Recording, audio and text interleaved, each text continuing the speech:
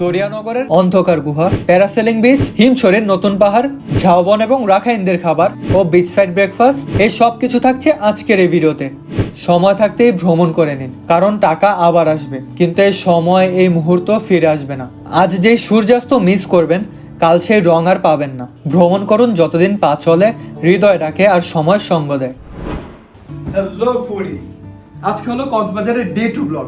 আজকের ব্লগের মধ্যে থাকছে হিমছড়ি পাহাড়, প্যারাস্যালাইডিং এর যে বিচ আছে সেটা, ঝাউবন এবং দরিয়ানগর বিচ পয়েন্ট, গুহা। আজকের ভিডিওতে আমরা এই সব জায়গায় যাব এবং এই সব জায়গায় কিভাবে যাব, কত টাকা খরচ হবে এবং কি কি থাকছে এই সব জায়গায়, তার সকল কিছু থাকছে আজকের ভিডিওতে।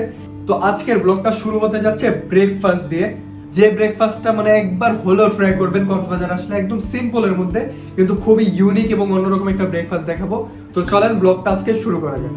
হোটেল থেকে আমরা বের হয়ে রিক্সা নিয়ে সোজা চলে গেলাম নাস্তা নিতে এই ঝাউবাগান রেস্টুরেন্ট থেকে। কক্সবাজারের এই ঝাউবাগান রেস্টুরেন্টটি তাদের নাস্তার জন্য বেশ ফেমাস। আমরা আমাদের নাস্তা নিয়ে সোজা চলে গেলাম বিচে। আমাদের হোটেলের কাছেই কলাতলি বিচ, তাই আমরা ব্রেকফাস্ট করতে কলাতলি বিচেই চলে এসেছি। এখানে ঘন্টা প্রতি 60 টাকা করে বেডগুলো ভাড়া নিতে পারবেন, আর এই ওয়ান টাইম প্লেটগুলো আপনারা নাস্তার হোটেলের সামনেই পেয়ে যাবেন। এরকম বিচ ভিউর সাথে কখনো নাস্তা করছেন কক্সবাজার? কক্সবাজার আসলে সবসময় বুফে ব্রেকফাস্ট করছেন হোটেলের মধ্যে অথবা রেস্টুরেন্ট নাকি নাস্তা করছেন, কিন্তু এরকম বিচের পারে বৈশা নাস্তা মানে এরকম ওয়ান টাইম প্লেটের মধ্যে নিয়ে কখনো ট্রাই করার কথা ভাবছেন? আজকের ভিডিওটার মধ্যে মনে করেন আমরা মানে ডিফারেন্ট কিছু এক্সপিরিয়েন্স করবো, আপনাদেরকে দেখাবো। এরকম এক্সপিরিয়েন্স একবার হলো কক্সবাজার আসলে ট্রাই করবেন। সকাল সকাল ঘুম থেকে উঠে নাস্তা নিয়ে চলে আসবেন বিচের পারে, এখানে এরকম একটা বেড ভাড়া নেবেন। তো তারপর মনে করেন এখানে মানে ভিউটা এনজয় করতে করতে নাস্তা করবেন, খাবার হোক বা যে কোনো জিনিস হোক, একটা সুন্দর একটা ভিউর সাথে এনজয় করবেন। দেখবেন মানে ট্রিপটা সবসময় মনে থাকবে এরকম একটা ট্রিপ। তো আমরা এখানে এনেছি হলো সবজি, আর এখানে হলো মুগ ডাল, এখানে ডিম, এটা 40 টাকা, এটাও 40 টাকা, এটা 30 টাকা। আর এই বড় সাইজের পরোটা, এগুলো হলো 20 টাকা করে দিচ্ছে।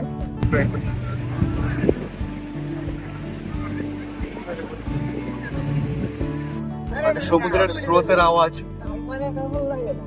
সাথে একটা নাস্তা, সুন্দর সুন্দর একটা সকাল, মানে অস্থির একটা কম্বিনেশন। এরকম বিচের সাইডে ব্রেকফাস্টের সবচেয়ে মজার বিষয় হলো আপনারা ব্রেকফাস্ট শেষ করে সোজা নেমে যেতে পারবেন বিচে এবং বিচটা এনজয় করতে পারবেন। বিচে কতক্ষণ হাঁটাহাঁটি করে আমরা রওনা দিলাম হিমছড়ি পাহাড়ের উদ্দেশ্যে। হিমছড়ি যাওয়ার জন্য আমরা ডলফিন মোড় থেকে জনপ্রতি 50 টাকা করে অটোতে করে রওনা দিলাম। হিমছড়ি যাওয়ার পথে একপাশে পাহাড় এবং একপাশে সমুদ্র দেখতে পারবেন। তো ফাইনালি চলে আসলাম হিমছড়ি। এখন হিমছড়ির টিকিট কাটবো আর তারপর হিমছড়ি পাহাড়ে উঠবো। আর তার আগে হিমছড়ির মার্কেটটা নিচে, এই মার্কেটটা আপনাদেরকে দেখাবো। এখন পাহাড়ের নিচে অনেক সুন্দর একটা বড় মার্কেট আছে, যেখান থেকে আপনারা চকলেট, জামা কাপড়, জুতা এবং পাহাড়ে ওঠার জন্য ক্যাপও পেয়ে যাবেন। এটা হলো হিমছড়ি পাহাড়ের এন্ট্রেন্স, যেখান থেকে আপনারা টিকিট সংগ্রহ করবেন। হিমছড়ি পাহাড়ের টিকিট আগে 30 টাকা করে ছিল, যা এখন বাড়িয়ে 40 টাকা করা হয়েছে। এই যে আমরা নিয়ে নিলাম আমাদের টিকিটটি। স্বাগতম হিমছড়ি পাহাড়ে। তো পাহাড়ে ওঠার আগে প্রথমে দেখবো হলো ঝর্ণা, তারপর উঠবো পাহাড়ে। ঝর্ণায় যাওয়ার পথে আপনারা ছোট একটা মার্কেট দেখতে পারবেন, যেখানে সেম জিনিসগুলোই পেয়ে যাবেন। তাছাড়াও এখানে অনেক ধরনের পাহাড়ি ফলের দোকানও পেয়ে যাবেন। কি কি থাকে? জলপাই, জাম্বুরা, পেয়ারা, আমরা তেঁতুল সবকিছু একসাথে পাই। সবকিছু একসাথে কি মাখায় দিবেন? হ্যাঁ, মাখাই দিই। আচ্ছা, মাখান তো একটা। চল বেশি না কম? জাল কম। কি দিতেছেন একটু বলে দিন। কি? লবণ, লবণ, মরিচ, চিনি, কাসুন্দি, জাল, কাসুন্দি, টক জল, মিষ্টি, খুবই টেস্টি। আচ্ছা আচ্ছা। এটা হচ্ছে মাখামাখি, ঘষাঘষি, টক জল, মিষ্টি, খুবই টেস্টি। বুঝলেন না? জল মিষ্টি খুব টেস্টি। হ্যাঁ। কত টাকা করে? 50। 5 পদ 50 না?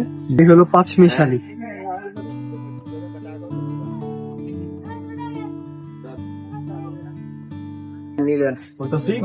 প্রচুর টক।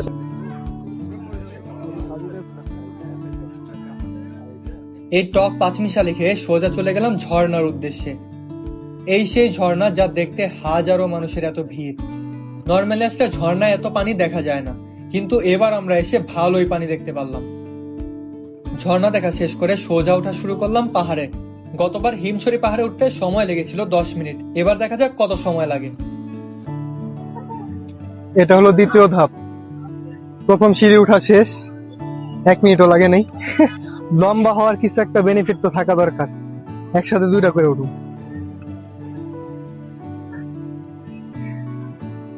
ও সেম 5 থেকে 6 মিনিট লাগছে উঠতে।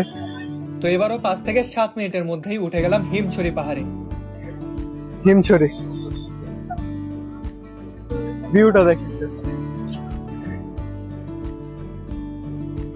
এই জায়গার বেস্ট পার্ট হলো আপনি ওঠার পর যে সময় যে ঠান্ডা বাতাসটা গায়ে লাগবে তখন সব হরান বা ক্লান্তি চলে যাবে, মানে এখান থেকে আর যাইতেই মন চাইবে না তখন এই বাতাসটার জন্য। বাইরে যত গরম থাকুক বা যত যাই থাকুক এই জায়গার বাতাসটা সবসময় বেস্ট।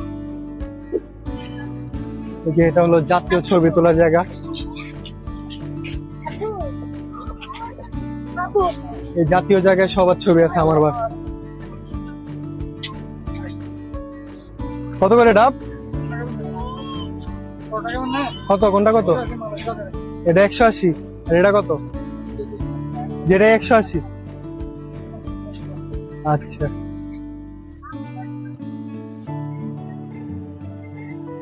উঠবেন, হরান হইবেন, 200 দিয়ে ডাব খাইবেন, সমস্যা কি? হিমছড়ি আসলে এরকম উপরে বসে আপনার গিয়া সমুদ্রের এই ভিউটার সাথে একটা হেডফোন লাগাবেন, আপনার ফেভারিট একটা গান ছাড়বেন আর সাথে এরকম একটা ভিউ এনজয় করবেন, মানে 1-2 ঘন্টা আপনার এখান থেকে লড়তার মন চাইবে না, আমি শিওর। ভিউটা দেখেন জাস্ট, একদম সমুদ্রের স্রোত, আর ওই পাশে কিচ্ছু দেখা যায় না, মনে হয় ওই পাশে কিছু নাই, এদিকে পৃথিবীর এন্ড, একদম কিচ্ছু নাই ওপাশে। এখানে ডেকোরেশন চলতেছে। আমরা 2024-এ যে সময় আসছিলাম এগুলা কিচ্ছু ছিল না, এখন ডেকোরেশন করতেছে। হয়তো আপনার 26-এর দিকে আসলে পুরোপুরি একটা ডেকোরেশনাল একটা হিমছড়ি পাহাড় পাইবেন। সিঁড়ি করছে, উঠা যাব। আগের বার যে সময় আসছিলাম তখন এটা ছিল না, এবার ওই পাহাড়ে যাওয়া যায়, বুঝি এখানে সিঁড়ি করে দিছে। অনেক কিছু চেঞ্জ হয়ে গেছে 1 বছর। এখন নতুন একটা মিশন করব, হিমছড়ির নতুন পাহাড়ে উঠবো। একটা পাহাড়ে উঠলাম, অনেকে হিমছড়ি পাহাড়ে উঠে এই অবস্থা কাহিল হয়ে যায় না। তো যাই হোক, নতুন একটা পাহাড় যেহেতু করছে, সুন্দর করে সিঁড়ি করে একদম, এটা আগে উঠতে চেষ্টা করছিলাম আগের বার এসে, কিন্তু মনে করেন তখন সিঁড়ি ছিল না। সিস্টেমগুলো যেহেতু সুন্দরভাবে করে দিছে তাহলে উঠবো এটার মধ্যে। নতুন পাহাড়ে যাওয়ার সিঁড়িটা অনেক সুন্দরভাবে করা হয়েছে, 2 পাশে পাহাড়, মাঝখান দিয়ে সিঁড়ি, ব্যাপারটা অসাধারণ। সিঁড়ি দিয়ে নেমে আপনারা এখানে বসে বিশ্রাম করতে পারবেন এবং তার সামনেই পেয়ে যাবেন সুন্দর একটা ব্রিজ। অনেক সুন্দর একটা ব্রিজ করা হয়েছে, দেখেন ব্রিজটা মেবি কমপ্লিট হয় না, তাও অনেক সুন্দর লাগতেছে।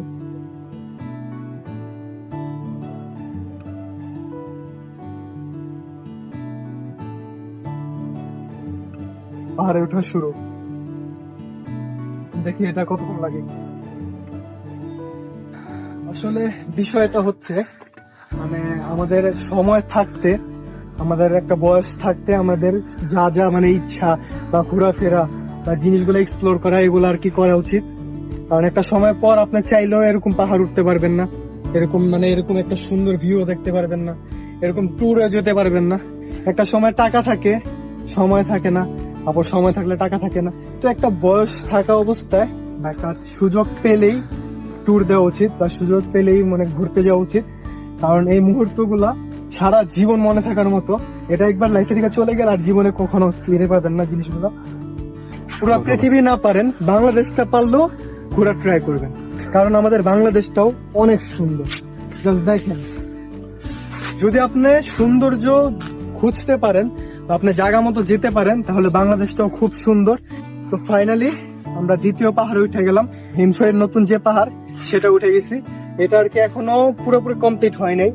এখানে মেবি একটা টাওয়ার করবে, যেটার উপর থেকে আপনারা ছবিও তুলতে পারবেন, পুরো পাহাড় দেখতে পারবেন। এটা একদম ফাঁকা, কেউ নাই এখানে, সবাই ওই এই হারানো গেছে। 2-1 উঠার ট্রাই করে, কিন্তু ওই যে নিচে যে ব্রিজটা দেখলেন ওখানে ছবি তুলে, ওখানে রেস্ট নেয়। তারপর কেউ কেউ উঠে, কেউ কেউ উঠে না। আশা করা যায় 2026-এর মধ্যে মনে হয় হয়ে যাবে এটা। তো আল্লাহর নামে এখানে আর কি যাওয়া মেবি নিষেধ, তাও আমরা এখান দিয়ে আর কি যাইতে পারতাছি, দেখতেছি যে কত দূর যাওয়া যায়। আর এখান দিয়ে দেখেন ভিউটা, দেখেন পুরা ঘন জঙ্গল, কোন সমকে এসে কোন দিক দিয়ে কামড় দেওয়া দেখেছি বুঝুম না। দেখি আল্লাহর নামে, আল্লাহ ভরসা।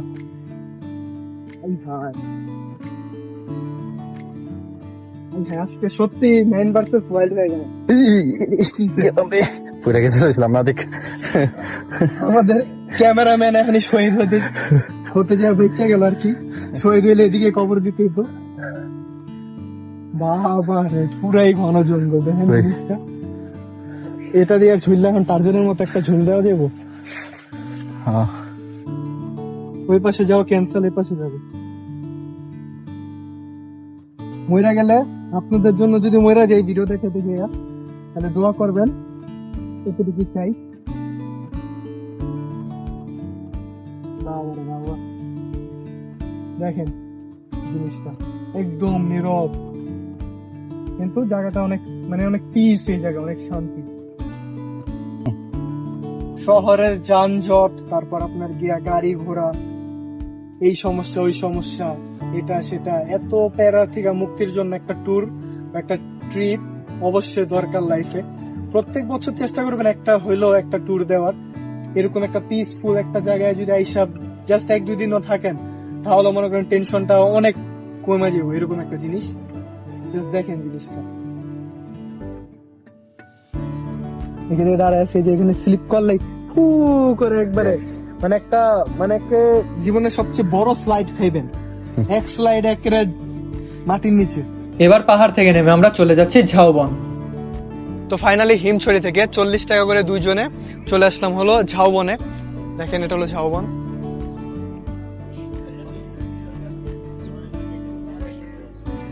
আমরা ঘোরার জন্য আমাদের লাঞ্চটা স্কিপ করি আজকে, কারণ মনে করেন কালকের সানসেটের ভিউটা দেখতে পারি নাই। অনেক সময়ের দিন অনেক ছোট, তো সময় তাড়াতাড়ি জায়গা। তো আজকে লাঞ্চটা স্কিপ করে আজকে ঘুরবো শুধু।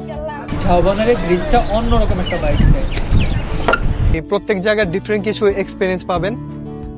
তো ঝাউবনে আগের বার যে সময় কক্সবাজার আসছিলাম, তখন ঝাউবনে আসা হয় নাই। তো এবার আমিও ফার্স্ট টাইম ঝাউবনটা দেখবো আর আপনাদেরকেও দেখাবো।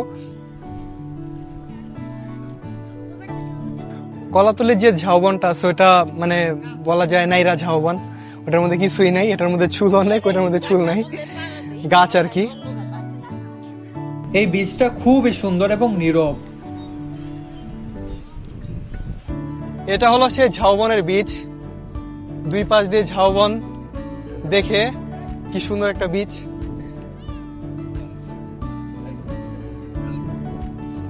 বীজটায় বাতাস একদম চরম লেভেলের বাতাস।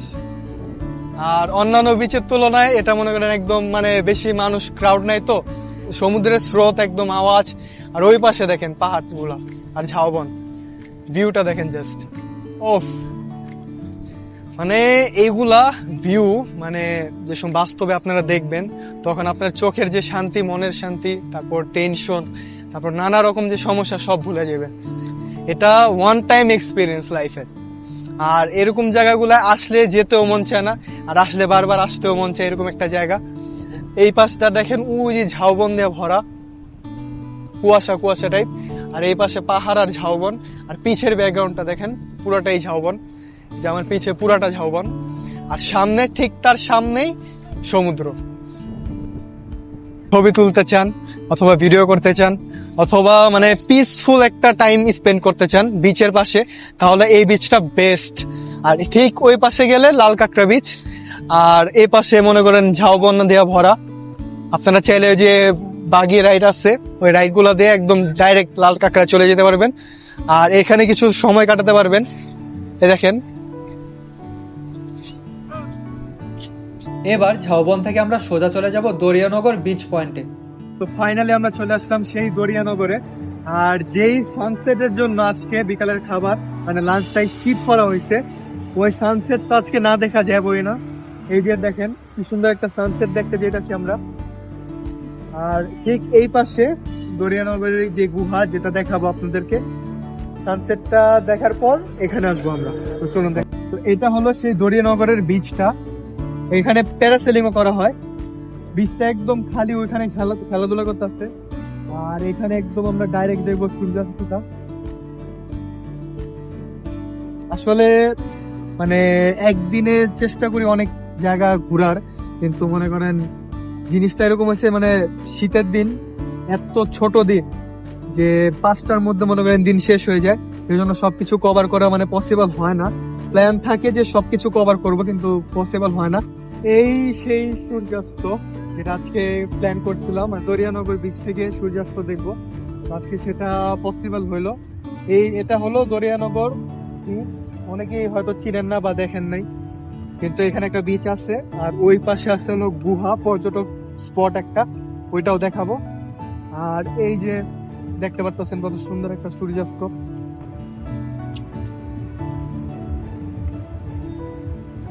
তো এখন সানসেট দেখা শেষে আমরা আসছি দরিয়ানগর প্রকৃতির এই পর্যটক স্পটে। দরিয়ানগরের গুহায় ঢুকতে হবে এই ডলফিনের মুখের ভেতর দিয়ে। এখানে ঢুকতে টিকিটের দাম নেবে 25 টাকা করে। ঢুকলাম প্রথম গুহা দিয়ে, একদম পার্কের মতো পরিবেশটা। এই পরিবেশটা অনেক সুন্দর, একদম নিরিবিলি। আমাদের আজকে একটু দেরি হয়ে গেছে আসলে, তাই ঠিক মতো হয়তো দেখাইতে পারতেছি না।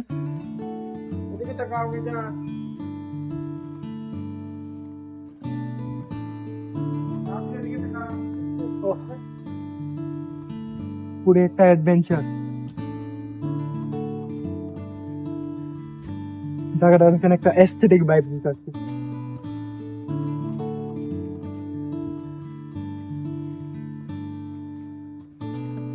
সেরকম একটা জায়গা। আহা।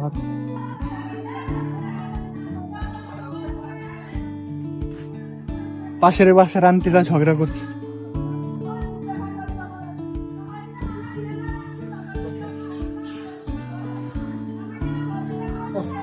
রাত্রে সেই মনে ভালো আছে, রাত্রে জিনিসটা আরো একটু অন্যরকম লাগতেছে। রাত্রে এসে ভালোই ভয়ানক। আপনারাও রাত্রে আসবেন গুহা দেখতে।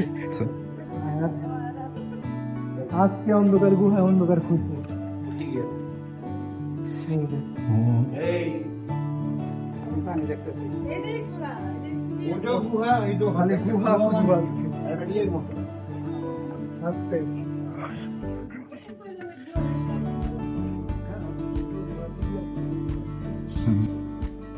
ওহ ভাই, লিটারেলি সত্যি কথা বলতে ভয় করতেছে।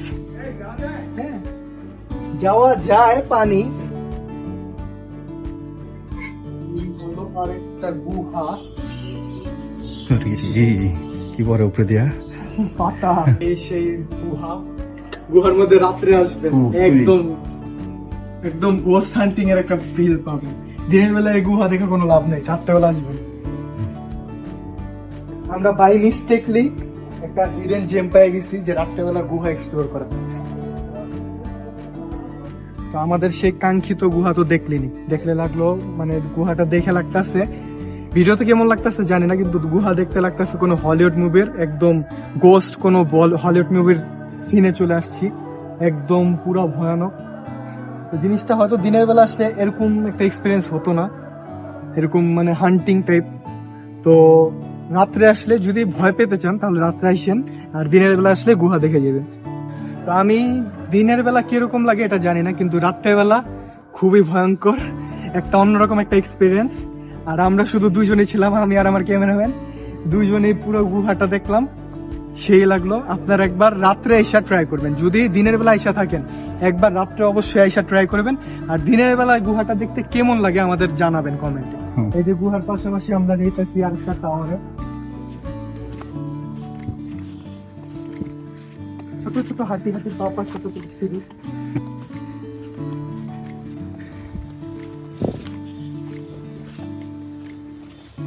হয়তো আমরা পাহাড়ে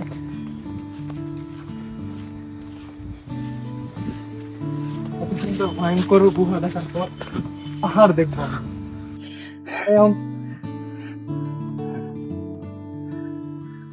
জাস্ট ইমাজিন করেন আজকের ব্লগটাতেই কতবার উঠছি আর নামছি, জাস্ট দেখতে থাকবেন। ও মাই গড, এ তো অন্ধকারের মাঝে ছোট্ট এক টুকরো সমুদ্র। এবার সত্যি ভালো লেগেছে।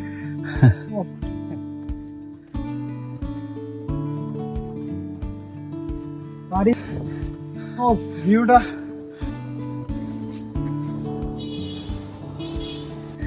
দেখেন আর আমাকে দেখেন। এরকম অবস্থা হয়ে যদি খুশি থাকেন, মানে এরকম অবস্থা যদি কোনো সমস্যা না থাকে, তাহলে এই ভিউটা পাবেন। আর যদি থাকে তাহলে যে এই ভিউ পাবেন রাস্তা। দেখেন ভিউটা কত সুন্দর। ও আর না উঠি, এখান থেকে আমরা পাহাড়কে বিদায় দিই। দেখেন আশেপাশে কেউ নাই, শুধু আমরা, একটা কাকপক্ষী কেউ নেই। তো এরকম থ্রিলিং একটা এক্সপিরিয়েন্স করতে চাইলে অবশ্যই ট্রাই করতে পারেন। আসবেন ঠিক মাগরিবের আজানের সময়। হ্যাঁ, 6টা ধরে খোলা থাকে, মাগরিবের আজান দেয় 5টা 20-এ। তো 5টা 20-এ আসবেন, 40 মিনিট একটু আশেপাশে ঘুরা, যদি মানে সাহসে কুলায় তাহলে আর কি ঘুরবেন, আর যদি না কুলায় তাহলে আমাদের একটা সালাম দিয়ে চলে যাবেন। অন্ধকার গুহা দেখে এবার আমরা যাচ্ছি ডিনার করতে। আজকে আমরা চলে এসেছি কক্সবাজারের সবচেয়ে ফেমাস রেস্টুরেন্ট ফালংজিতে। কক্সবাজারের চেনা সামুদ্রিক স্বাদের বাইরে গিয়ে আমরা ঢুকে পড়লাম পাহাড়ের এক ভিন্ন জগৎ ফালংজিতে। আজকে প্রথমবার ট্রাই করব রাখাইনের পাহাড়ি ঐতিহ্যবাহী খাবার, যেখানে মশলার চেয়ে প্রকৃতি কথা বলে বেশি, আর প্রতিটা আইটেমে লুকিয়ে আছে শত বছরের সংস্কৃতি। এই ভিডিওতে দেখবেন রাখাইন রান্নার নিজস্ব স্বাদ এবং পরিবেশন। আমাদের খাবার চলে আসছে। এখানে কি কি আছে ভাইয়া? চিকেন লাক্সু, বাঁশকরল, পাহাড়ি মোরগ, রাইস না, এটা শামুক, এই যে শামুক লাক্সু। আচ্ছা আচ্ছা, খাবারটা ট্রাই করি। প্রথমে ট্রাই করব চিকেন লাক্সু, যেটা কমন। এই যে লাক্সুটা সালাতের মতো আর কি।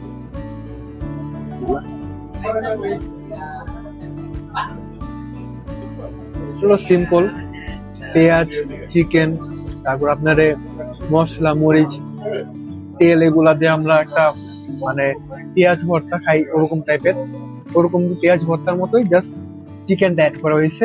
এবার ট্রাই করব শামুকের লাক্সু। এই যে শামুক, এই যে এগুলা শামুকের মাংস আর কি। এটা আমার কাছে খুবই ইউনিক একটা খাবার, খুবই রেয়ার। কালারটা দেখেন, একদম গ্রিনিশ একটা কালার। এই যে জিনিসটা, টেস্টটা একটু অন্যরকম হইতে পারে, শিওর না।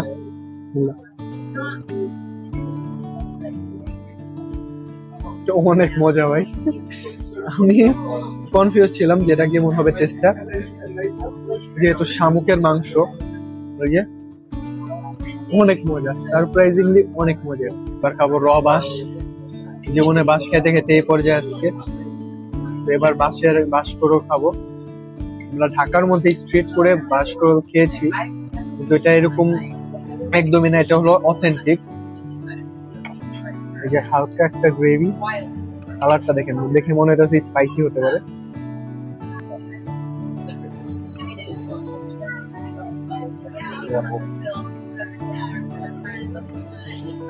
জীবনের বাস ভালো না, র বাস হতে মনে একটা ভালো না। এবার খাবো পাহাড়ি মুরগি, যার প্রাইস নিচ্ছে 250 টাকা। এখানে বড় বড় সাইজের 2 পিস থাকবে। এই যে এটা অনেক ঝাল ছিল, অনেক ঝাল লাগছে, এতটুকু খাই আমার ঝাল লেগেছে। এই যে রাইস দেওয়ার পদ্ধতিটা পুরাই অন্যরকম। আচ্ছা, তো আমাদের সামনে ফালংজির কক্সবাজারের যে ফেমাস একটা রেস্টুরেন্ট, যেটা হলো পাহাড়ে খাবারের জন্য একদম ফেমাস। তো সেই জায়গার সব ফেমাস আইটেম গুলো আমরা নিয়ে বসে পড়েছি। এখানে আছে হলো আমাদের চিকেন লাক্সু, এটার কথা সবাই কম বেশি জানেন, পাহাড়ি খাবার চিকেন লাক্সু। আর এই একটা ইউনিক খাবার শামুকের লাক্সু, এটা শামুকের লাক্সু। এটা হলো পাহাড়ি মোরগ, হ্যাঁ পাহাড়ি মোরগ আলু দিয়ে করছে আর কি। আর এটা খুবই ইউনিক একটা খাবার, হলো চা পাতার সালাদ। চা পাতা, একদম র চা পাতা, আমরা চা খাই ওটার চা পাতা। আর এটা হলো র বাঁশের বাঁশকরল, লাল লাল। এই রেস্টুরেন্টের সবগুলো খাবার খুবই বাজেট ফ্রেন্ডলি, একদম হাইস্ট রেঞ্জ, যেটা মানে 300-র মধ্যে সব খাবারগুলো। আন্ডার 300 বা আন্ডার 250 বলতে পারেন আপনারা।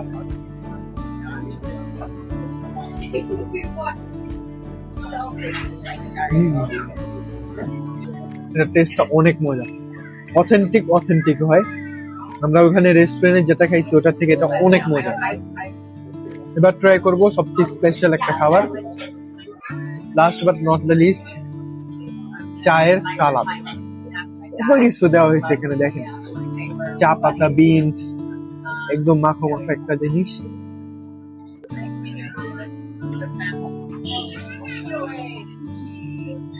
এটা চায়ের সালাদের থেকে বেশি মনে হয়েছে বাদামের সালাদ, বাদাম দিয়া ভরা, নাটস দিয়া ভরা।